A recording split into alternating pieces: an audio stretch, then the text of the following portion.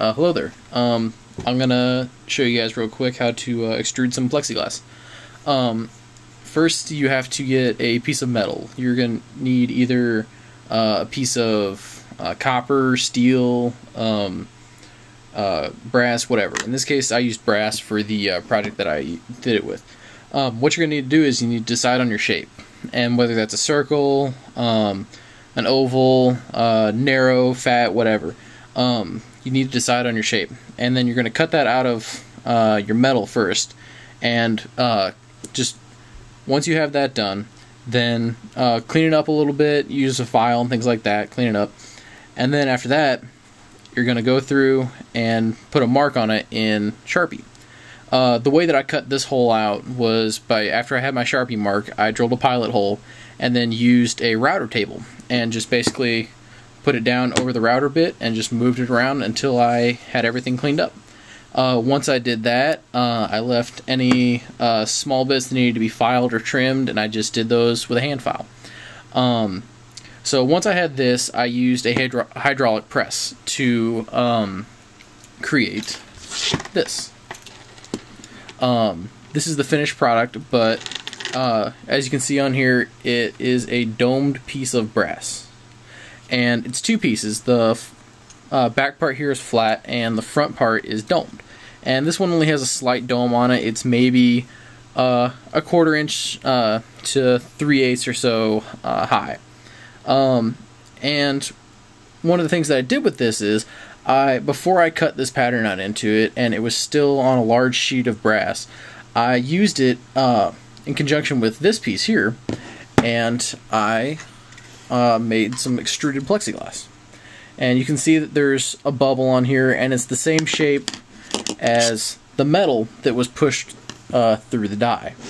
And when you're doing the hydraulic press on the die, it's a different process that I'm not going to cover, but this is just a quick down and dirty lesson. So once you have this, you're going to need, once you have this and your other piece of metal that is your shape, and it doesn't necessarily have to be metal. If you can get to this point and you have a shape that you want to use to extrude, then that'll work, since we're working with plexiglass instead of metal. So if you have like a round cylinder shape, like it's a bowl or something like that, and you have a die cut to that shape, it should work for this. So what you do is you're going to take a flat piece of plexiglass and you'll put it on here, and then you'll take your other piece that's your domed piece and you're going to press it between them after you've heated the plexiglass with a heat gun.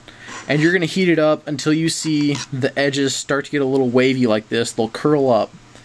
And see if it'll autofocus on this. It doesn't look like it. But you can see here the edges are kind of wavy.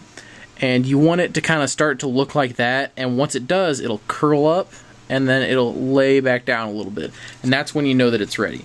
And you don't want to get your surface, your heat gun rather, too close, or else you're gonna end up with bubbles in it from the plastic heating, and it starts to cause defects in the plexiglass. You can see these little pot marks on there. And the other thing is, whatever kind of texture that your positive mold piece has, this piece here, whatever texture this has is going to transfer into that plexiglass. So if you use a metal surface, or if you have a different kind of surface, it needs to be very smooth, very very smooth. So what you would do is, you're going to, once you have that piece of plexiglass all heated up and everything, you're going to take your other piece and you're just basically going to stick it on here, and you're just going to smash it down real nice and hard. And you're just going to leave it there and keep your hand on it. And you want to use gloves for this, since you're talking about hot plexiglass that can burn you, and the metal is going to be hot as well. But this can be done by hand because we're not talking about an extreme amount of heat. It's just enough heat to get this plexiglass pliable. And you might want to start with a couple small chunks that are just test pieces, and it can be done multiple times. I used 1/8 inch plexi, and that's pretty good stuff. You could probably use thicker plexi, but it's going to take more heat, and you have to go nice and slow, and you have to make sure that you get everything working right. Yes, and since there is heat, the plexiglass here, I just use double stick tape, and that's how everything on here is stuck together. And even though the brass will heat up, you're heating the plexiglass more than you're going to heat the brass. And this plexiglass doesn't really melt. It's thicker stuff than it took to do this. So if you're doing a piece of 1/4 inch, it is going to take more heat. But if you keep your heat gun back and this takes the bulk of the heat, this stuff here you shouldn't really need to worry about as much. But once you have your plexiglass all heated up and everything, and you have it pressed, you just keep this pressed on there.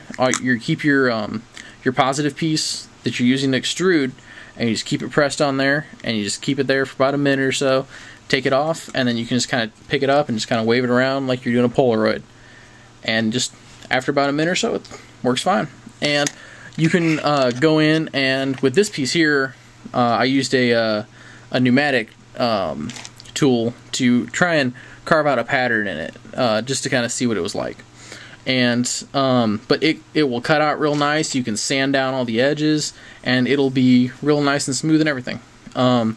One of the other things is, instead of, like, if you want a snowy look, like a diffusion type look, like a gel, or a something that's not quite milky, you can also do like what I've done here, and that's I used 120 grit sandpaper, but you can use finer or more coarse, and you just sand the surface prior to heating it. And you do that on the side that's going to be up, not the side that's going to be extruded through. And you do that on this surface here so that you have that nice kind of snowy diffused look. It's and you do that all across the piece, because you even around the edges, because some of that plex is going to get pulled down and in. And if you're going to cut this piece out, it doesn't matter if you spill over and if there's extra. So once you do that, you push it on through and you're set. There's not much to it. The die itself is pretty easy to make. The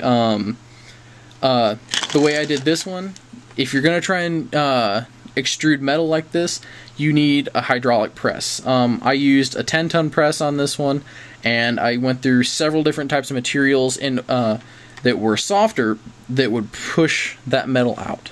And that was a much larger process, and obviously I'm here at home, so I don't have a 10-ton press just sitting right over here with all of my other junk, but if I did, that would be pretty darn cool.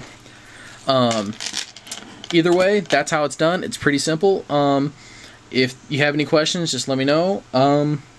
Yeah, thanks for watching, and have a nice day. If I can do this right.